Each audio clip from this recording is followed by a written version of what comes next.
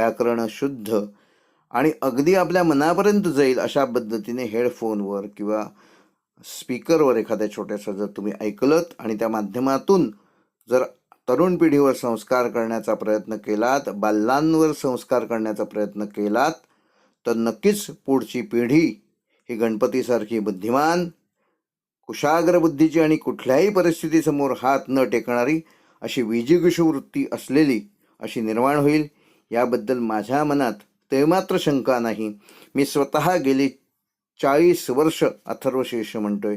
मुंज झाल्यानंतर सर्वप्रथम गुरुजींच्या मुखातून अथर्वशीर्षाची संथा घेतली आणि गेली 40 वर्ष अनेक संकटांवर मात करून विरुद्ध परिस्थिती असताना देखील मी या स्तोत्राची अनुभूती घेतलेली आहे. तुम्हीही घ्या.